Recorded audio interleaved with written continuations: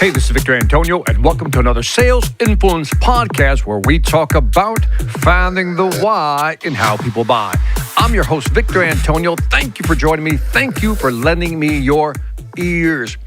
Today, I want to talk about, I think this is going to be a small rant because I heard something today. It just kind of bothers me when I hear this message put out there about selling because it makes salespeople look bad. Let me explain. So I'm listening to this guy talk about sales, and he says the following, and I'm going to paraphrase, but here's what he said. If you sell somebody who comes into, let's say, your retail store, and you sell them, great. That's kind of a transaction, he said. It's a sale, but it's really a transaction. He said a real sale is when they said no, and you convinced them to say yes. He said, that's a real sale. And I thought about that. I go, what kind of logic, what kind of twisted logic is that? Now, this person's obviously promoting their program, their books, and so forth. But I started to think about this is why salespeople get a bad rep. And that is when we are viewed as people who try to pressure people into making them buy things they don't want, that's how we are viewed as bad people. In other words, we're trying to sell people something not because they need it, because we need the commission. Who cares what they need? And that's pretty much what he was saying.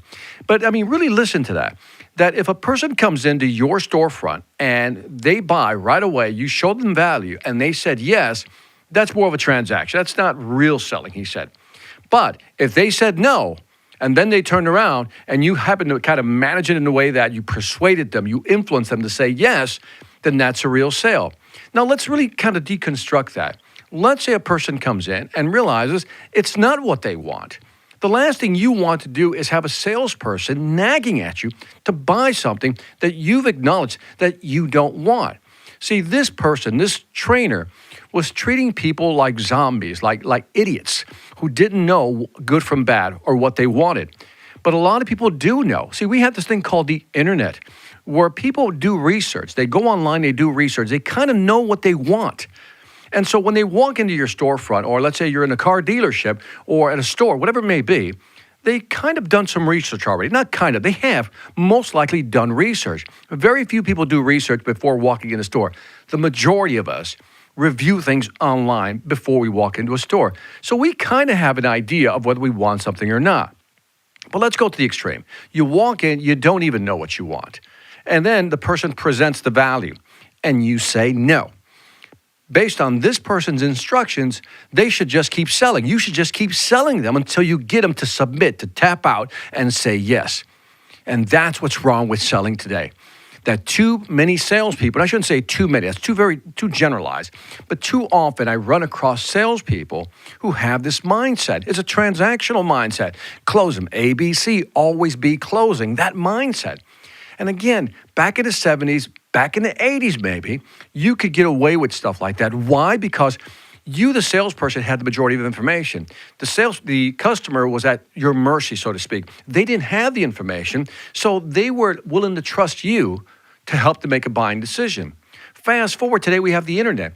People have information, and if you try to force somebody to buy something, in other words, after they said no, you still try to sell them, they're going to push back. It's called sales reactors. They're going to push back.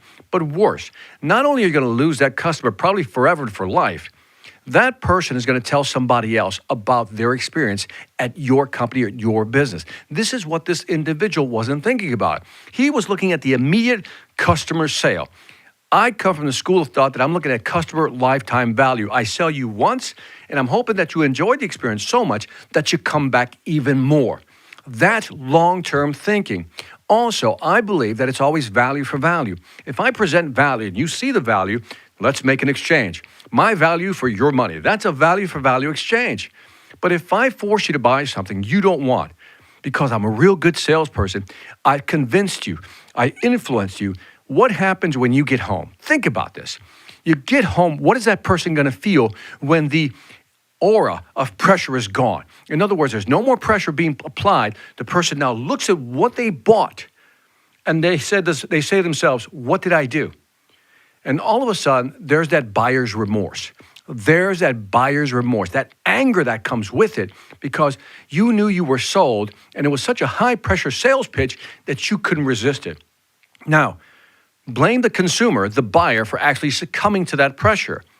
But where do we fit in as salespeople? What's our responsibility to consumers and buyers?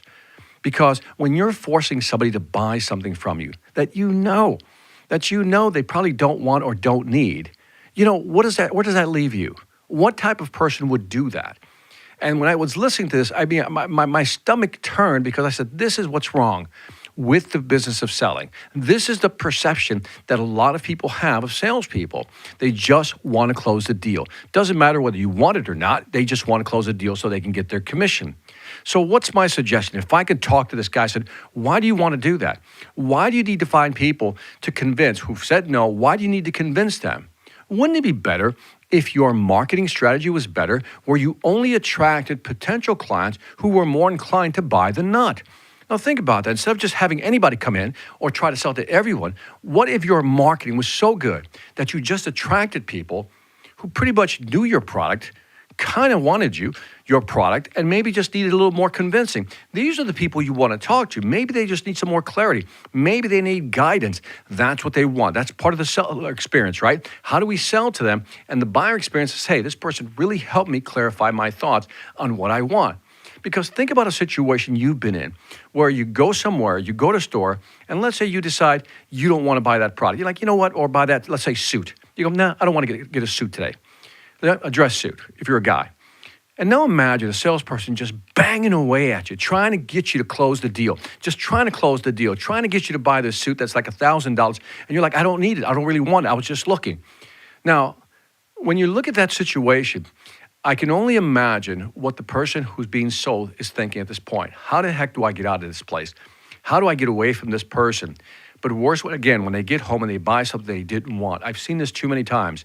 People get home, they buy things they don't want, and next thing you know, they're living with that regret and then often that shame, because they're ashamed that they actually bought it. A good example, and you may criticize me for this, is I know a lot of people who were pressured, literally pressured into buying a timeshare. And now, they've had this timeshare for years and they literally can't get rid of it. Why? Because they were pressured into buying.